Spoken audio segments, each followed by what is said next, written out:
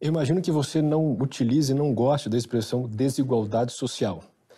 A pergunta é: a discussão em torno do tema que essa expressão designa é possível de algum modo? Você consegue descompactar essa expressão de modo geral, uma discussão boa, ou você acha que nada em torno desse tema vale a pena? O problema é que essa expressão, ou esse termo desigualdade social, é um termo muito utilizado pelas pessoas, pelos socialistas, de uma forma geral. Dessa grande família dos socialistas, né? Sejam os marxistas ou não marxistas. Todas as vezes que tratam desse fenômeno, eles tratam de uma forma equivocada, não só fazendo uma leitura errada do que isso significa, mas propondo soluções que não vão resolver o problema. Muita gente vai contrapor essa visão de combate à desigualdade social com a visão de combate à pobreza. Eu, durante muito tempo, fui uma dessas pessoas para tentar dissociar esse negócio. Por quê? Porque quando você vai falar de desigualdade social, você vai ter que comparar. Primeiro, você vai ter que explicar o que é a desigualdade e as desigualdades que existem em faixas da população que são colocadas naquelas letras. E aí, se você for analisar cada uma das letras, vai existir desigualdade A, B, C, social D, né? no A, no B, no C, no D, no E. Então, se você for dizer o seguinte, nessa faixa A, as pessoas têm patrimônio de acima de R$1 milhão. É a faixa A. Eu não sei, estou jogando aqui um número, eu nem lembro oficialmente quais são os critérios que se usa para cada faixa social dessa. Mas digamos que seja isso, R$1 milhão para a nossa audiência entender. Então você vai ter alguém que tem um patrimônio de R$1 milhão e alguém que vai ter um patrimônio de R$1 bilhão. Portanto, dentro dessa faixa A, existe uma desigualdade. Essas políticas públicas que são defendidas por essas pessoas que querem acabar com a desigualdade também vai atender essa faixa? Ou seja, aquele que tem um milhão vai passar a ter 1 bilhão? Ou eles vão fazer um arranjo ali por faixa para que todos eles tenham, né, os seus milhões ou os seus bilhões para distribuir tudo igualmente? Não é isso.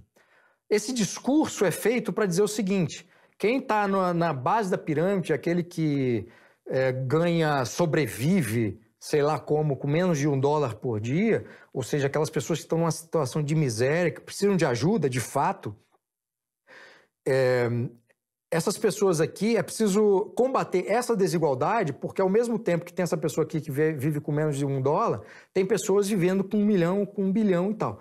É preciso fazer um arranjo aqui para que essas pessoas saiam dessa vida. Não há dúvida, de uma perspectiva pessoal e conservadora, não há dúvida que tem que haver qualquer tipo de medida, seja privada ou estatal, para que essas pessoas não vivam com isso. Não vivam numa situação de miséria, de fome, de morar na rua, de quando tem casa, esgoto a céu aberto, passando ou dentro de casa, ou embaixo de casa, ou na porta de casa. Esse é um problema que tem que ser resolvido. Disso, assim, não há dúvida. Sob qualquer perspectiva, enfim, humana, né? Eu estou falando de uma perspectiva conservadora, que é a perspectiva que eu defendo, mas é preciso haver isso. É preciso haver ajuda estatal, é preciso haver projetos privados. É preciso que essas dimensões se complementem para ajudar essas pessoas. Essa é uma conversa que, assim, a única conversa possível para isso é o que vamos fazer para resolver o problema dessas pessoas. É só isso. Não é se é contra ou a favor, não. Porque quem é contra isso, quer dizer, é um bárbaro, né? Quer dizer, é impossível até conversar com uma pessoa como essa. Então, o grande problema são as propostas que são formuladas e apresentadas para poder superar essa desigualdade, ou seja, ajudar essas pessoas que estão nessa situação de miséria. E aí, as propostas como taxar grandes fortunas, redistribuição de não sei o quê, então, não são propostas adequadas porque não vão resolver o problema.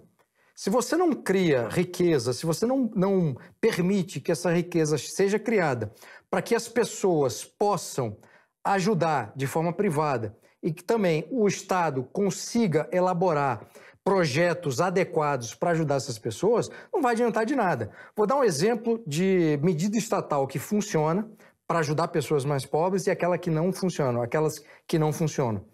Bolsa Família, quando você transfere o dinheiro direto para a pessoa e a pessoa lida com esse dinheiro e vai usar naquilo que precisa, é uma forma barata e eficiente de você utilizar um recurso público para ajudar a pessoa que precisa.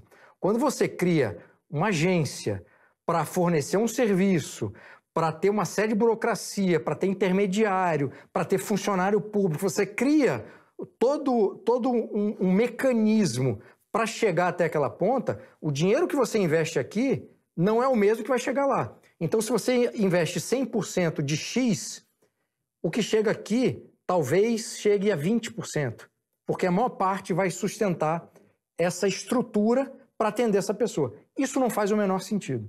Então, o que eu sinto falta nesses debates são propostas mais adequadas para resolver os problemas.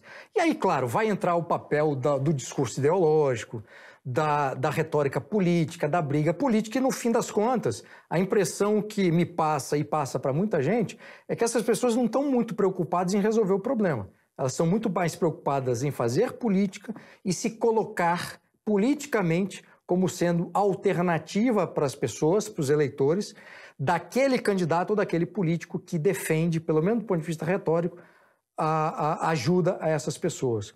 Eu acho assim, cara, tanta coisa interessante que é criado, tantas soluções, assim, em vários ambientes, mecânica, computação, não sei o quê, e quando chega na formulação de políticas públicas para ajudar pessoas que precisam, essa miséria, essa pobreza de ideias, essas soluções mesquinhas, esse debate político completamente infame, assim, é inacreditável. Então, assim, isso só reforça a minha impressão de que muita gente não quer resolver porcaria nenhuma. Só quer estar ali no embate político para ganhar votos e se manter no poder.